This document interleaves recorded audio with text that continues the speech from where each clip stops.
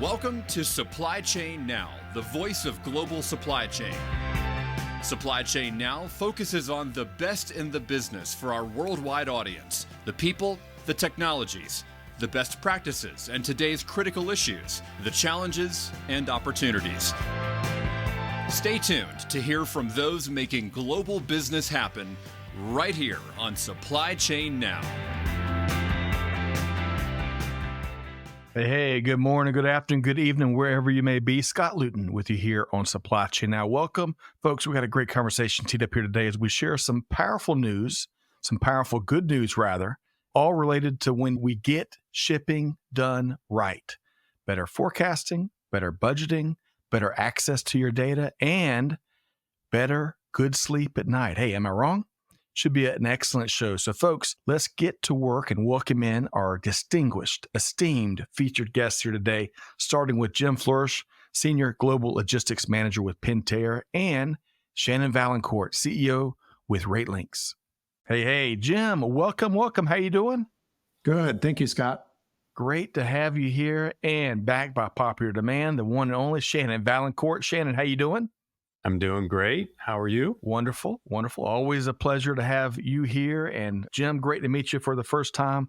I'll tell you, we got a great conversation teed up. But hey, before we get there, Shannon and Jim, I got a fun little warm-up question I want to toss out to you both. Y'all know I'm a big history nerd. And on this day, little did you know, on this day, back in 1914, Mr. Charles William Post passed away. Well, who is that, you'd say? Well, C.W. Post founded the Postum Cereal Company in 1895. All that would be renamed General Foods. You may have heard of that in 1922. And amongst those early products they made, Jim and Shannon, Grape Nuts cereal would be introduced in 1897. Now, Grape Nuts is kind of like licorice. You like it or you hate it. That's okay. All right, that's okay. Yeah. But assuming Grape Nuts is not your favorite cereal, I'd love to know one of y'all's favorite cereal. Jim, lead off. What is your favorite cereal of all time? Well, I'll tell you what, Scott. Growing up, the cereal brand didn't matter. It was all about getting to the toy inside. Yes. So we'd turn the box over, stick our hands in there, get that toy out, and then you didn't want to eat the cereal at that point. Now, my wife and I are plant-based, and I wouldn't eat any of the cereal you're talking about. I would eat steel-cut oats if I had to make a choice. Okay, man, that's serious and healthy. I love that, Jim. Now, I thought you were going to say when you were a kid, not the prize. I thought it was all about getting the sugar intake. The prize is a good one, too. Shannon, what about you? Favorite cereal of all time, maybe? For me, it used to be Captain Crunch. Oh, yeah. And now I just eat oatmeal. That's right. We've talked about this I'm an oatmeal guy now. Yeah. I was happy to be back today so I could get back to my normal routine and have my little bowl of oatmeal. I'm very happy. Disciplined and focused. Yep. I love that, Shannon. And we all know you paid a price for that delicious Captain Crunch cereal. The roof of your mouth would be disintegrated by the time you were done. I'll just add in Fruity Pebbles was my go-to as a kid. I can't eat them anymore. And all three of my kids don't like them, but that was my go-to. All right, folks, we got a lot to get into. So thanks for entertaining us with our fun warm-up question about cereals. Jim, I tell you, you have been building an incredible story, you and the Pentair team. I want to get to know you a little bit better as we work our way into this great conversation. Now, move, improve, and enjoy water is kind of the core of the mission there. Love that. Tell us more about what Pentair does and a little about yourself, Jim. Yeah, for sure. So when you think of Pentair, I want you to think about sustainable water solutions. And you're right, Scott, 3 business segments. It's all about moving, improving, enjoying water. So if you live in Minnesota, you got a sump pump in your basement, so you got to pump water out. So we got pumps. A lot of the users out there are listeners. They might be part of a logistics team that has a distribution center. Those DCs, you need fire suppression systems. So we make these big, beautiful pumps that support those fire suppression systems. Enjoy water. Shannon, he's probably got an Olympic-sized pool in his backyard. So if you think of all the pool equipment you need, and he's going to, 1 month of the year, he's going to want to heat it. He's going to need a heater. So you make all that equipment, including the slides, the nets, the poles for the skimmer, all that equipment. There's a really good acquisition we had recently, very smart, I think on Pentair's part, they really have this great strategy around water, sustainable water. Most recent acquisition was Manitowoc Ice. You go into any hotel, any restaurant, you're going to see an ice machine in there. And more than likely, it's got a snowflake on it. That's our product. You take a quick tour of my house, you got an RO system, you got the filtration equipment, you got the tank that contains the water softener, the valve on top of the water softener. That's Pentair. So the leadership team and been having a great experience at Pentair. Man, love that. And sounds like growth is left and right at Pentair. And that acquisition you mentioned, that's like the industry leader, right? I've worked in restaurants all through college. I've seen that equipment. What an incredible addition to the portfolio. We're going to focus a lot on freight and shipping and transportation and technology and doing business better here today between you and Shannon. For some context there, tell us a little bit about the scale of your transportation operations at Pentair, Jim. Yeah, so Pentair, a $4 billion organization, right? So I'll tell you what I like about my job. So I've been in logistics operations, project manager of systems initiatives like TMS, Global Trade, about 35 years, worked at companies like Intel, Target, Medtronic, Polaris, Flagstone Foods, been at Pentair just over 2 years now. And here's what I like about the role and the scope that I have. It's the diversity of the modes. We're a big LTL shop. We got a lot of truckload. We got a lot of ocean freight, enough full container loads to be a named account on contracts with the steamship lines.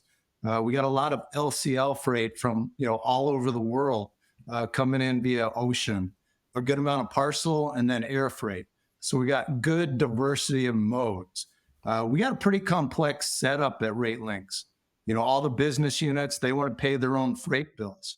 So we have 15 client IDs in our RateLinx structure. That's 15 unique account payable work stream that what we're talking about here today, are paying their own freight bills, 15 client IDs. So we process about maybe 250, 300,000 non-parcel invoice transactions through the RateLinx process per year.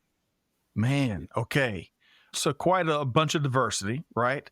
And with your background, which you led with, man, you've worked with some outstanding organizations in a lot of different roles, leadership roles and management roles. So with all of that industry experience you have, right? And with the lay of the land, as you were sharing about all the different ways and modes that y'all ship, what were some of the areas that you wanted to improve on within the organization there at Pentair, Jim? Well, let me say it this way, Scott, if you don't mind, because I want to make sure it's clear where, from my perspective, we get the biggest value from RateLinx. Honestly, it all starts with the relationship. Right. The relationship is where we get the value. That relationship drives collaboration. It drives collaboration in three key areas that are really important to any system, software solution. It's smart business requirements. It's collaboration around master data. It's collaboration around process and systems governance.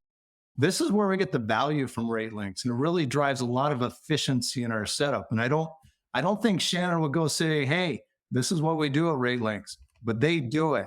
They have the right structure. They have the right team in place, to collaborate in those three areas. And that's where we get a lot of benefit and a lot of value. It all starts right there as the foundation. Wow. Okay. Partnership, collaboration, and driving big time change in those three areas. Hey, Shannon, really quick, before I continue with Jim, any comment on, and we're going to touch on this later in the conversation, anything you want to comment on the mix of shipping modes, the improvement objectives, anything that Jim just shared there as he's painting the picture? I think he hit it right on the head. What's fun about Pentair really is the mix of stuff that they have. When you think about what they do, it's everywhere. I mean, I see Pentair everywhere, especially when I'm swimming laps, every night, like he said, especially down here in the Phoenix area, Scottsdale area, I see Pentair everywhere. Yeah. Seeing how they're able to leverage our system and just, watch the different variations of products that they're shipping. Cause you've got a pool pump, you've got filters, right. You've got little valves. It's a little bit of everything. Yeah. And I think that's the challenge with Pentair. Yeah, and I just want to make one more comment. I talked a little bit about the complexity of our network, and I talked a little bit about the foundational value we get from RateLinx, but I wanted to emphasize the result we have. The result we have is on our side. You think about all that complexity, all the different modes, the number of transactions going through the system. Here's the most amazing thing to me. I'm responsible for global logistics, corporate logistics. You think of a corporate logistics function of a company of this size, a function of this size. How many headcount do you think we have in corporate logistics? Ooh, that's a trick question. We have 3. I'm one of them. I have 2 direct reports. I have a logistics manager and I have a very smart data analyst. So the 3 of us, as a result of the partnership, the relationship with Shannon and his team, it only takes 3 of us to run this thing. And that, at the end of the day, is the most amazing result to me. We need to send Jim and Shannon to Washington, D.C. and straighten all of that out, is what I'm hearing. Jim and Shannon. Are y'all game? All right, we'll talk about that trip later. All right, so let's stick around along these lines. The incredible 3-person power team driving big wins for the business. I want to kind of zero in on simplifying rate administration. So, Jim, what were some of the ways that ShipLinx TMS and RateLinx Freight Audit and Pay have helped some of these real big improvement efforts? Yeah, it's a great example. It's a great example of what I'm talking about the efficiency we have. I know when I was at Target, I think at the time the TMS was JDA or something like that. I was responsible for all the tariff setup, freight audit pay functions. There's a team of analysts on my team that went through weeks of training and that were full-time dedicated to tariff rate administration, reporting to me. Here's the beautiful thing on my side. I'm responsible for all the rate negotiations. I have the relationships with the carriers. I administer all the contracts. Once I finalize a rate sheet, it literally takes me 30 seconds. Fill out a request tracker, upload a rate sheet into RateLinx, right? And Shannon's team, they take care of it. I don't have to manage a staff responsible for all that tariff administration. It literally takes me 30 seconds to upload a rate sheet. Within 2 weeks, his team will have the rates loaded. They'll be tested. They'll be available in production for systematic routing and freight audit payment. It's a beautiful thing. You can have best in class rates after negotiation, but they're no good unless you have a really good platform for which to implement them on. And that's what we have here. Well said. We're going to keep going down this path of rate negotiation, but 30 seconds. That sounds good to my ears. Shannon, talking about simplification, and it's got to be music to your ears coming from Jim right here on Supply Chain Now. Shannon, quick response before I keep going down the path of rate negotiation. Well, I think what we've done here at RateLinx, what we try to do, besides all the collaboration, that's one of our core values here at RateLinx. We really feel collaboration is the key to everything, whether it's working with customers or internal, but it's also collaborating within the company's requirements. And I feel like setting up rates, it's hard if you're the customer because you don't do it enough. Right. Everything becomes easy when you practice. And, I've learned that from moving down here. Now that I can golf year round, it's amazing how much better you get at everything. Yes. And it's just practice. So you give us rates. We've got a team. I think some of the most experience we have here at RateLinx is on that rate setup team. Okay. So from getting those rates, we can not only get them loaded really quickly, but because we have one rating engine that's used for audit and for shipping, he gets, you kill 2 birds with 1 stone on that one. Right. And I think that's the other advantage that Pentair has by leveraging our TMS with our freight audit is he can do whatever type of rate negotiation he wants. And, we're collaborating throughout that process. So that way, when the rates are published, we just load them. Yes. And there's no question anymore about what's happening. And with the different business units, you can only imagine the different types of rates we have to load, the different discounts, floors, FAKs, lanes, carriers. But again, it doesn't matter. Our team does this every single day. So we're incredibly practiced at it, very efficient, and very accurate. And that's the part that I think the customer, I don't know why they have to do it. They do an annual event. There's no way they could do it as well as we do. Right. And it's just a waste of time, really. It's a non-value add process that you have to do. 30 seconds. In the time you had to make instant oatmeal, you could be moving mountains and freight, Shannon and Jim. And also, quick aside, and I'm about to return to, we're going to be talking about the RateLinx multimodal rate repository and what that adds to the equation. Before I go there, we've established, Jim, thank you for giving us inside details on Shannon. Beyond golf, he's doing laps each night in his Olympic backyard swimming pool. So it's good to know, Shannon.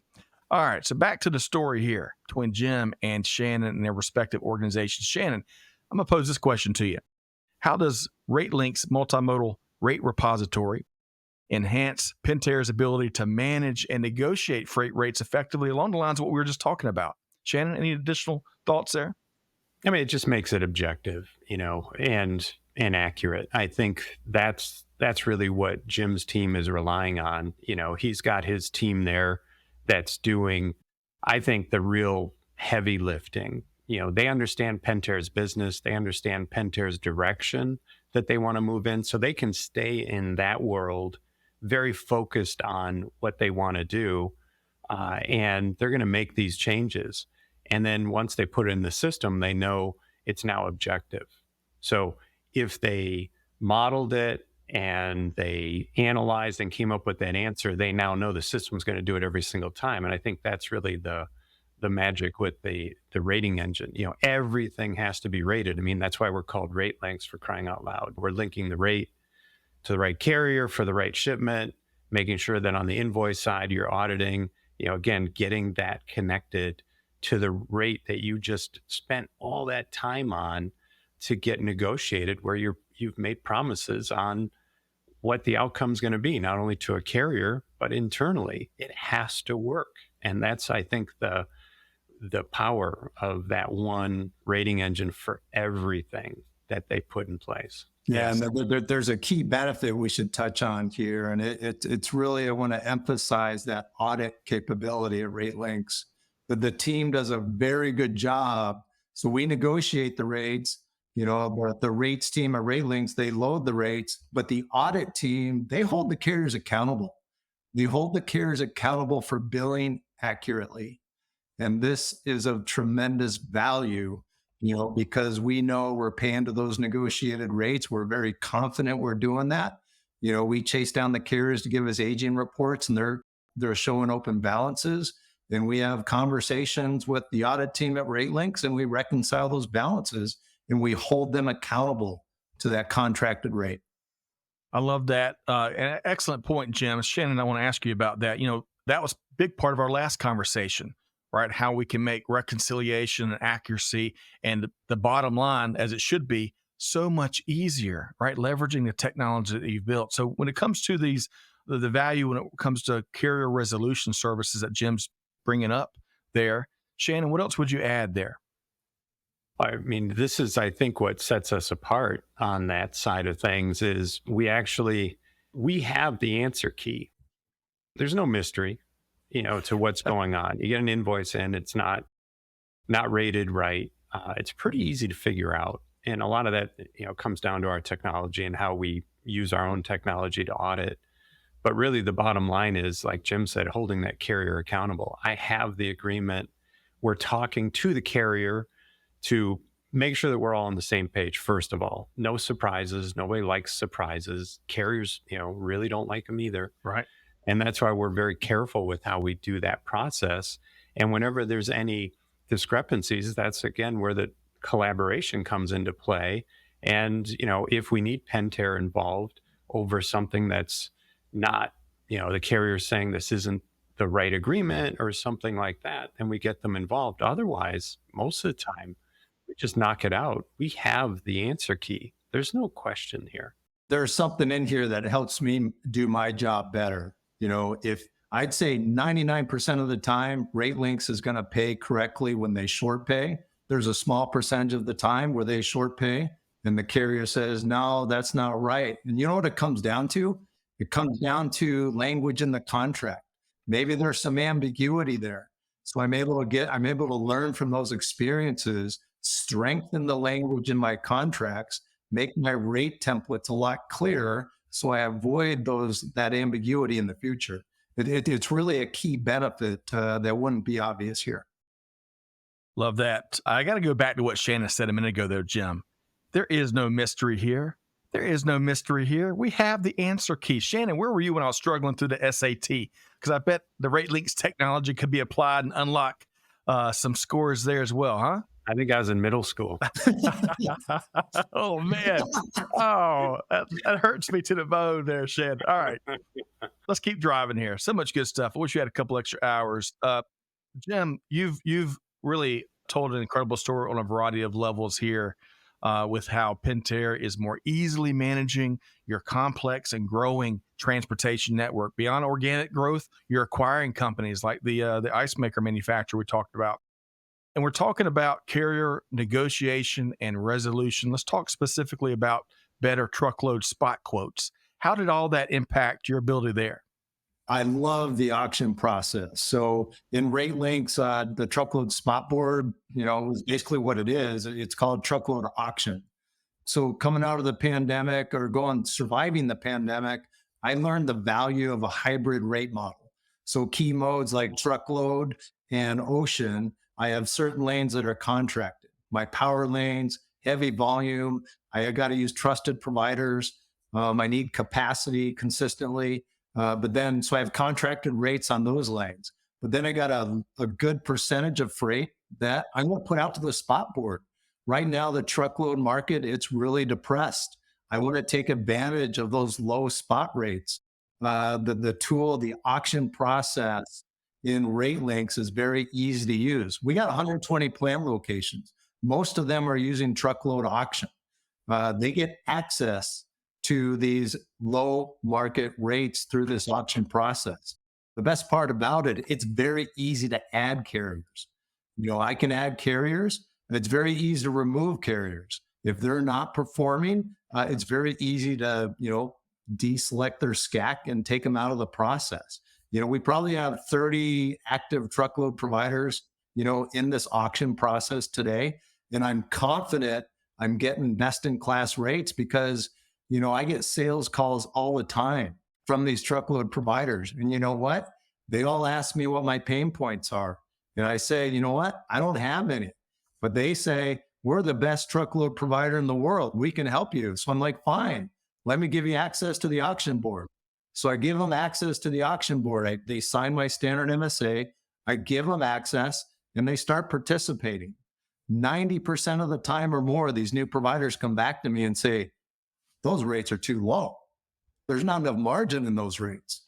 So I go through this process and I'm happy to onboard these new providers because it validates for me that my spot board is very competitive and I'm getting a very good result. Man, okay. Shannon, before I get you to speak to a lot of these results that Jim is sharing and how common maybe or typical it is for all RateLinx clients, I got to go back to what Jim just shared there that I bet is a symphony playing in your ears.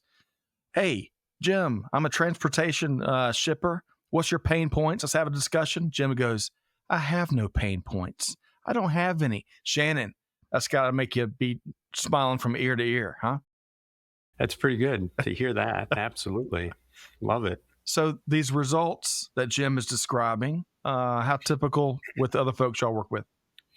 On the auction side, it's shockingly normal for me to hear that. Once our customers kind of get over that initial hump of using the auction platform, they get these types of results. I've seen these results from our system for 20 years. I've never not seen it work because the truckload market is a very different market. There's a lot of ebb and flow to it. And I think Jim said it pretty well, where he said he's got consistent lanes where he'll put contract in place. That's exactly how you're supposed to do it. And then when you have inconsistent lanes, you're supposed to go out to the spot market because truckload, it's all about capacity. Is there equipment where you need it? And by inviting as many carriers as you want to it, and that's why we made that very easy to do, Right. then you get the capacity over the, for those inconsistent moves. You have 120 locations.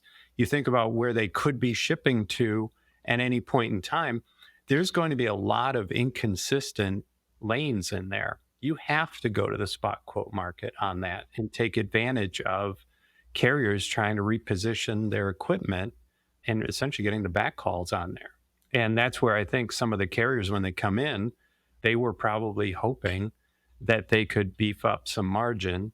And it's like, well, that's not what the spot market is for. Spot market's all about, I think, backhauls and moving equipment around. And it's going to tell you how much capacity is in the market anyways. Because you'll see it'll flip sometimes where spot market will go above your contract rates. But historically, spot market is lower.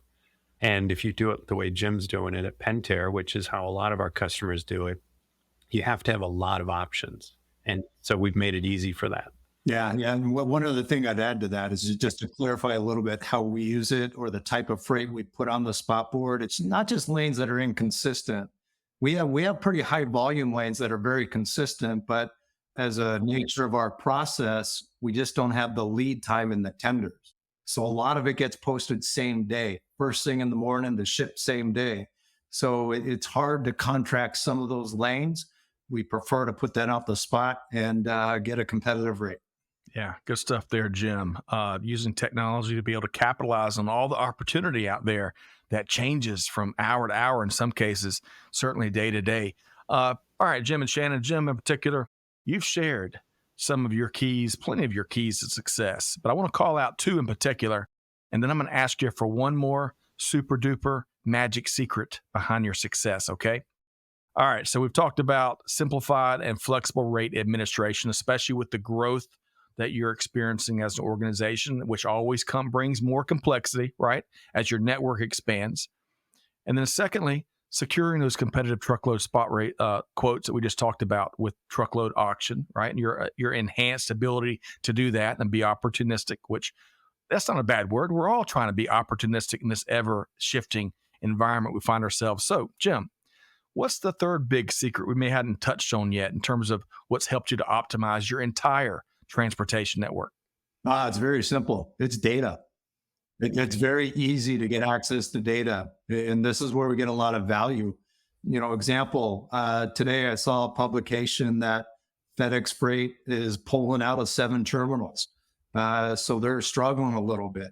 I pulled a baseline invoice report to understand for that carrier, what are the major sites I'm using them at? Is it outbound freight? Is it inbound freight? It took me a few minutes to pull down a baseline invoice report, understand that carrier usage, and plan for contingencies. Identify, where I should plug in other providers. So it's very easy to get access to data. Shannon does a nice job. You log into RateLinx and you see dashboards. You see dashboards that give you a cost per pound trends. It's readily available. We got a lot of unique requirements internally. So we're also able to pull down a baseline invoice report each week. And we actually put that into our own database. We do some cleansing manipulation based on internal stakeholder requirements. And we're able to use that data and publish Power BI views and create our own internal dashboard. Just give you an example how powerful this is. Parcel agreement. Incentives are based on volumes on a rolling 52-week period. It's very hard to monitor, what's your volume levels on a rolling 52-week period, week in and week out. But we're able to monitor cost per pound. We looked at our cost per pound trends for parcel. We saw it was going up significantly. We got to the root cause of it. So that triggered, seeing that in the dashboard, that cost per pound trend start to tick up a little bit. We immediately engaged the provider and said, help us understand what's going on here. Why are costs going up so significantly? And we identified that we dropped an incentive tier. Our package count, maybe it dropped to a certain level. So we lost some incentive. Mm-hmm. We're able to use that data and drive renegotiation of those incentive agreements and recapture a couple million in lost incentives a year. It's very powerful.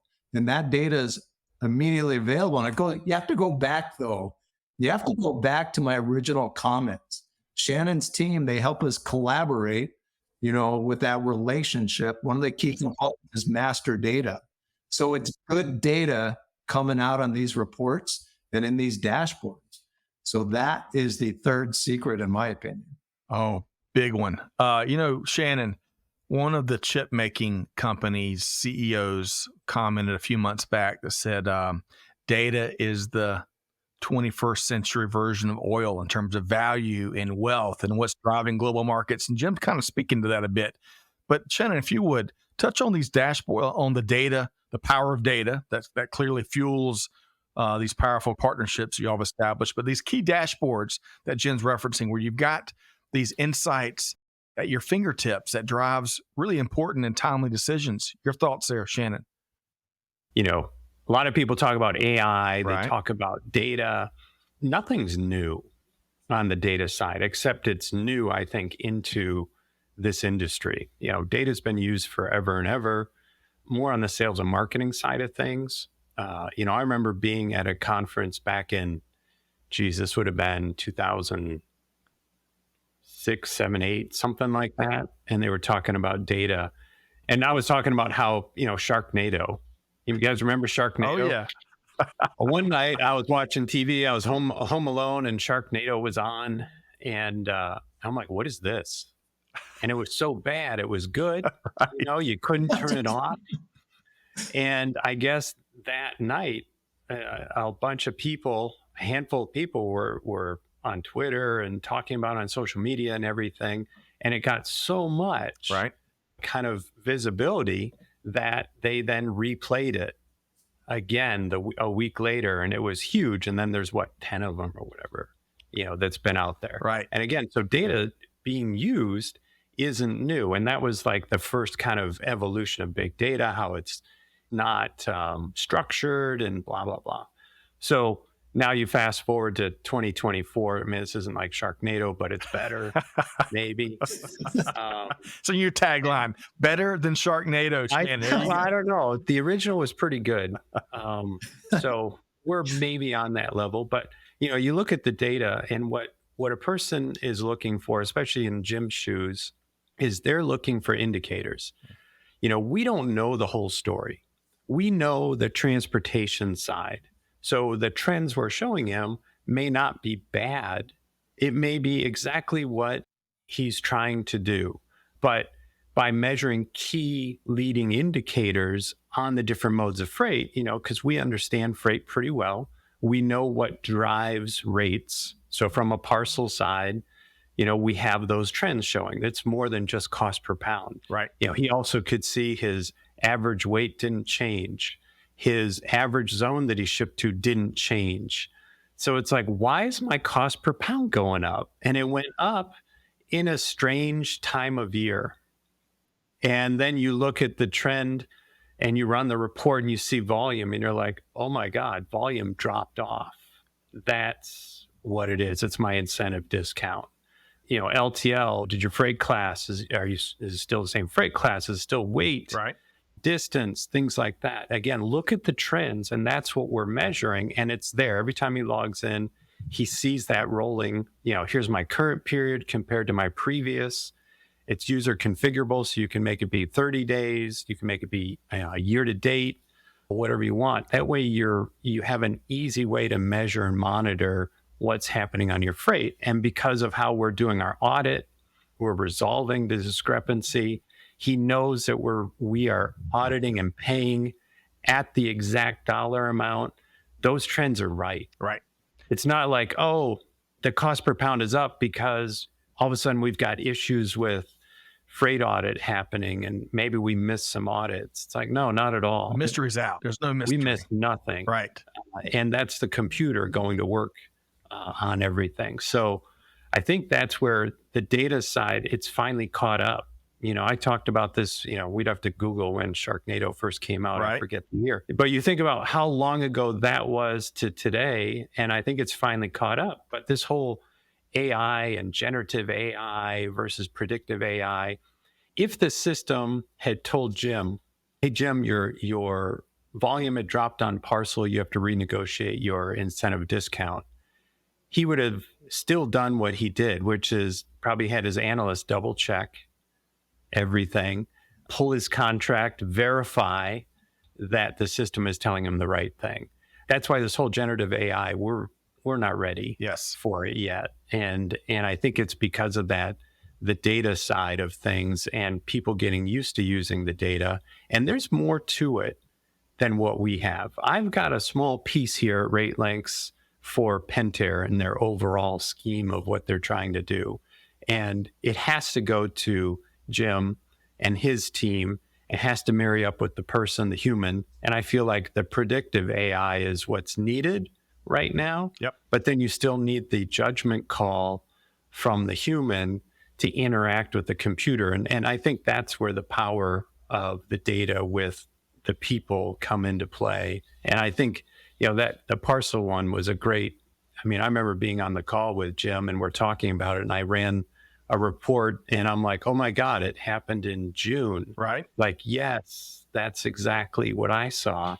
And it's like, well, what could happen? And we pulled the contract and sure enough, your volumes just dropped. I love that. And I got a couple quick comments and I've got one more follow-up question for you, Shannon. And then Jim, if you have any other comments there, we'll come back to you. But Shannon, one more quick comment. You were kind of implying this, but I'll make sure we get your take because you're describing a much higher altitude and a very optimal altitude in terms of the dashboard view for executives. Just a quick blurb on that, 100,000, maybe 100,000 foot level rather than too close down in the weeds. Your thoughts? I would say we're at 100,000 foot level where there's what we call our executive dashboard, where it just kind of tells you in words how things are doing. Right.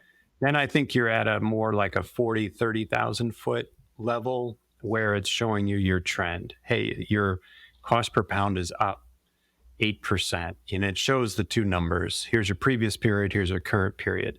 And it's like, I think that's the right level to get to. If you get too granular, there's too much noise, just too much noise.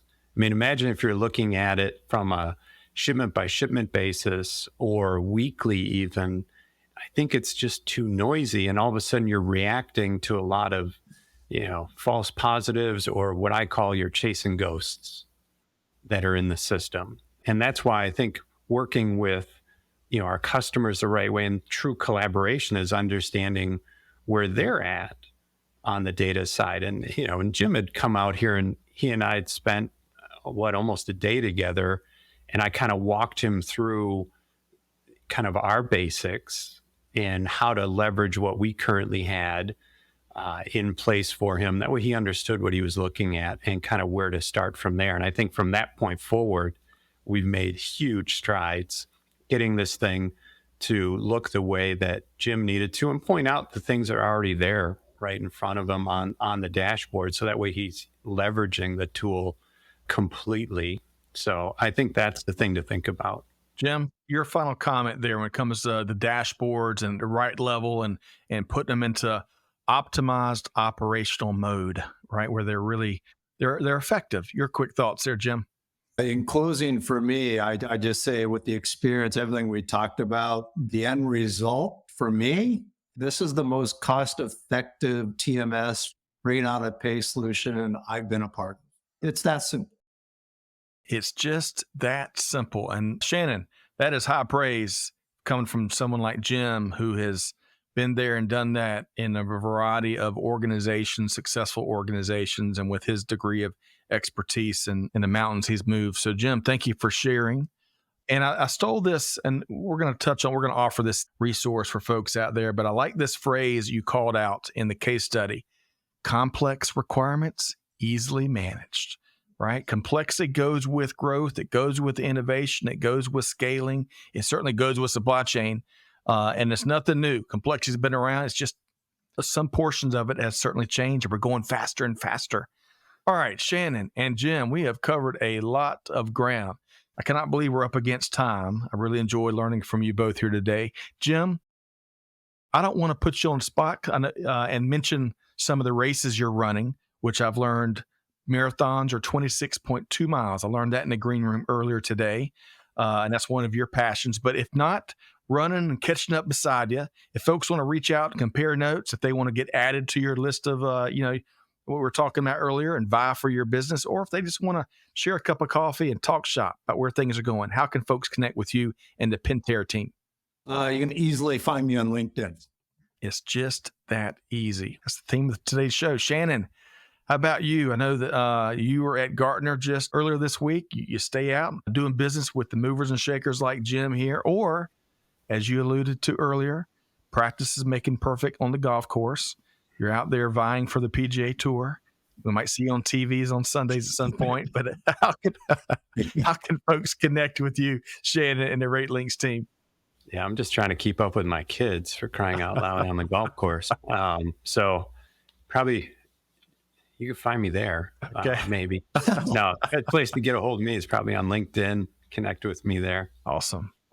We'll drop that link as well. Folks, do that. Connect with these two dynamos. I really appreciate what they're doing to change how business is being done. Again, making it easier for teams, especially the human teams, to be more successful. And that's what we all want out there. Okay, a couple of resources really quick I want to share. First up, check out the great case study where you can dive more into the great partnership between Pentair and RateLinx. So that's the first resource. And then secondly, hey, don't take our word for it. Come out and be a part of the second annual RateLinx Insight Conference. That is coming up this 15th and 16th of October, cool October, out in beautiful Scottsdale, Arizona. We'll drop the link to that as well. And I bet there'll be a little bit of golf and a lot of kindred spirits at the conference there in October. Shannon, what you think? Well, we went to Topgolf last year. We'll probably go again this year. Okay. But there's also a hike. So we've got kind of both bases covered. It's beautiful that time of year out here. I'll tell you what, that's the best time of year. Well, you've got in addition to all of that, you got some great speakers. It'll be a great crowd to learn and get better and gather market intel and add some great network additions. I'm trying to make it as we speak, so stay tuned on that, folks. But regardless, what a great conversation here today. Jim Floersch, Senior Global Logistics Manager with Pentair. Jim, thank you so much. Really enjoyed your perspective here today. Thank you, Scott. You bet. Come on back again soon. Shannon Vaillancourt, backed by Popper Demand, CEO with RateLinx. So thank you for spilling the beans on that here today. Yeah, it's funny. I take it for granted. I guess it's been so long. So glad I could get that out. And thank you, Jim, again for everything. Appreciate it. Absolutely. Thank you, Shannon. Really enjoyed it, Shannon and Jim. All right, folks, what a great conversation. Big thanks to Shannon and Jim. Big thanks to all of y'all out there. Make sure you connect with Shannon and Jim. Make sure you check out the resources, right? You'll get a lot there. Hope you enjoyed the episode. But whatever you do, the onus is on you to take one thing from today's conversation, one thing from the brilliance that Jim and Shannon both dropped. Put it into practice. Your teams are ready. Hey, make life easier for your teams. Enable them to get more stuff done. Do it more profitably. Do it easier. That's the name of the game. So with all that said, Scott Luton here on behalf of the Supply Chain Now team, challenging you to do good, to give forward, and to be the change. We'll see you next time right back here at Supply Chain Now. Thanks, everybody. Thanks for being a part of our Supply Chain Now community. Check out all of our programming at supplychainnow.com and make sure you subscribe to Supply Chain Now anywhere you listen to podcasts. And follow us on Facebook, LinkedIn, Twitter, and Instagram. See you next time on Supply Chain Now.